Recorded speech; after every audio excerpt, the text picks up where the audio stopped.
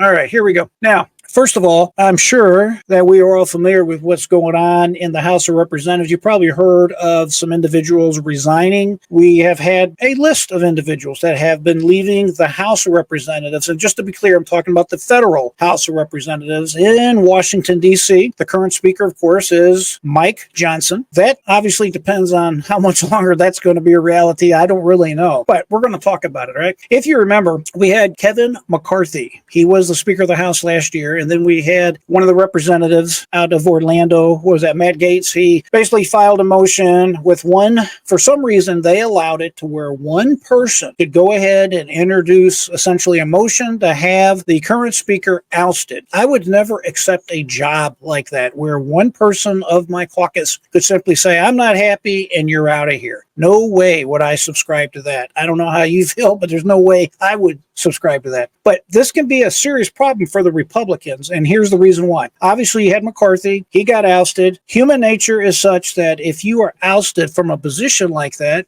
you are going to go ahead and resign yourself, and that's exactly what he did. Says McCarthy is the only speaker in U.S. history, the only speaker in history to be voted out of a job, no matter the odds or personal cost. We did the right thing, McCarthy told the Wall Street Journal, announcing his decision. It's in the spirit that I have decided to depart the House at the end of this year to serve America in new ways. Remember, McCarthy was a rock star for the Republicans. He was a zealous advocate for all the Republican candidates, their causes, and he was probably one of the best fundraisers that the Republican Party had. And unfortunately, he was ousted. And he was ousted for essentially the same thing that Speaker Mike Johnson is doing currently. But what the Republicans failed to understand is failing to stay unified like the Democrats always do. If you notice, folks, the Democrats always stay together. They always stay unified because they know, even though they don't see eye to eye, their best bet, the best way for them to reach the goals that they have is to stay unified and vote in tandem. And that's exactly what they always do. Not so much the Republicans. When the Republicans basically have a disagreement, they air it out for everybody to see. They don't take it behind closed doors and they fight for blood. And this is what happens.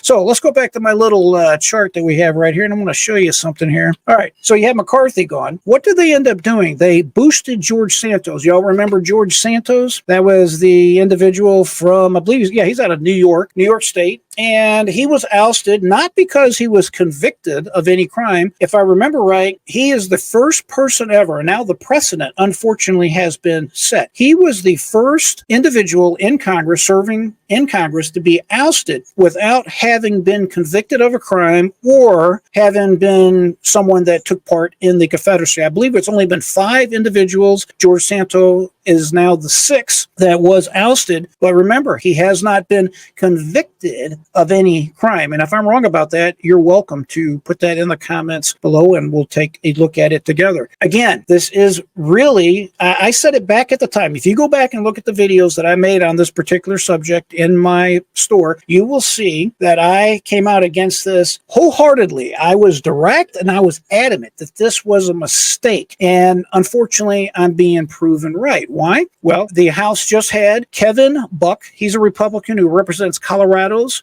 reliably read 4th Congressional District, said Tuesday he will resign before his term is up, further narrowing the GOP's majority in the chamber. Buck had previously announced he would not seek re-election at the end of his term, which ends in November. But Buck wasn't going quietly. He has been given interviews, and we're going to take a look at one here in a minute. And he is not what I would call a nice person. I do not like this guy at all. He is probably best described as a rhino or one of these never Trumpers, because he should have been there as a Democrat, especially with the comments that he is saying on his way out. Now, that brought the majority down to 431 representatives, 218 Republicans, and 213 Democrats. That gave them mathematically a 2-vote majority. Well, guess what, friends? Yes, you guessed right. There's another individual that just announced, his name is Mike Gallagher. Mike Gallagher is to resign from the U.S. House of Representatives effective April 19th. Last month,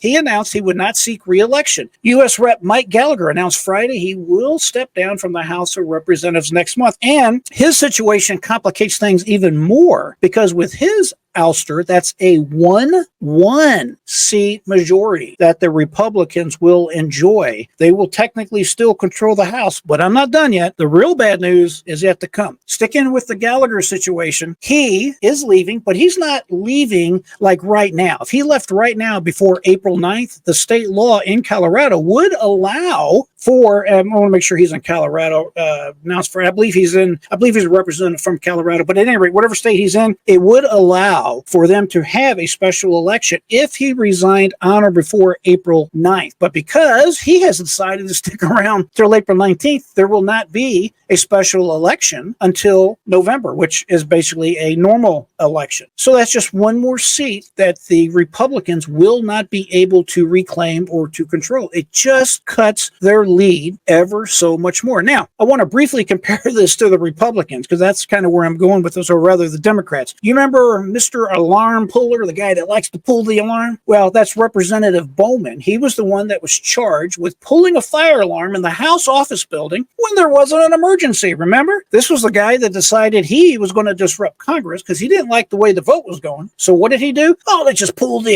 pull the alarm system. That's exactly what he did. And of course, he was severely punished for this, and he was ousted for his malfeasance, right? Wrong. He was not. He paid a fine of some sort, and that was the end of it. I believe he received a reprimand from Speaker Johnson, and the reprimand went something like this. Representative Bowman, this is an official censure or censure. Here you go. Boom. Done. I mean, I'm serious. That was it. Just a couple sentences. It was over with. And this guy paid a fine. Now, of course, the January 6 hostages, they were treated the same way, right? Wrong. We all know that that's not correct. They are currently, I believe there's 140 of them right now, currently serving prison time in prison with felonious convictions right now today as I speak. And they were charged essentially for the same thing that this Representative Bowman was accused of, interfering with Congress, interfering with their operation. Bowman gets a fine as a Democrat. He gets a fine and a couple sentences saying you shouldn't do this, and he's in Congress as of right now today, right? Okay. Well, we got to move on because, I mean, it just gets even better. You have, on the Senate side, you have Senator Bob Menendez. We know him, right? He's indicted. He's been indicted twice this time around for serious crimes, something to do with treason, giving secrets to the government of Egypt, just a whole list of terrible crimes. This is the guy caught with gold bars stuck in his pockets. You know what I mean? He had gold bars everywhere, cash everywhere. We know these senators, they're obviously always paid with gold bars, right? We know that, I know that, you know that. Yeah, right. Well, guess what? The Democrats leaned on the Republicans saying, you guys need to control your House. You need to control your party. When you have some kind of nastiness going on, you need to get these people out. And the Republicans drank that Kool-Aid, unfortunately. They drank that Kool-Aid. Do you think that they have taken time to reprimand their own? Absolutely not.